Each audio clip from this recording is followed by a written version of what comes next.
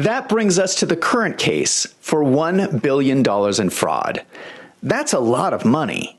What is this $1 billion in fraud that they're talking about? So I started looking into the fraud case. The fraud case itself is very strange. Here is the typical life cycle of a fraud case. There is some deception of a business person against investors. This is the fraud.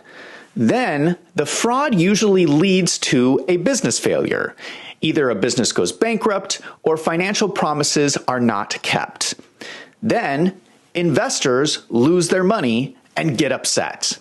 The investors complain to the SEC or the FBI, who make an arrest.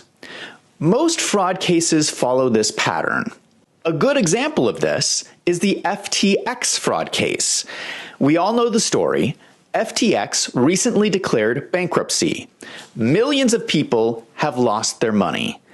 People were furious, and they went to the SEC and said, "You better do something about this." The head of the company, Sam Bankman-Fried, was arrested for fraud. It is very strange that Miles Guo's case does not follow the same pattern. First, Miles Guo's businesses were not failing. The only reason the businesses were shut down is because the SEC came in and froze all of his assets. The SEC shut the businesses down.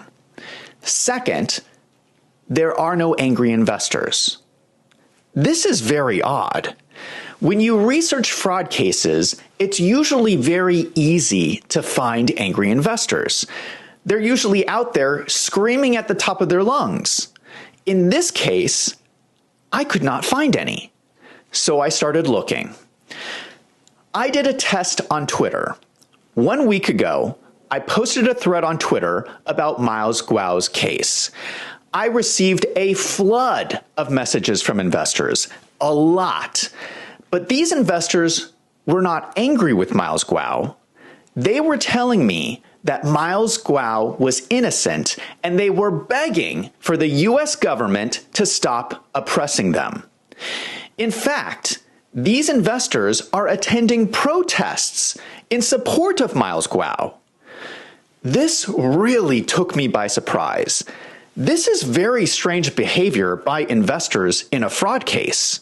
Do you know how many messages I received from investors who were angry with Miles Guo? 0. Not a single one.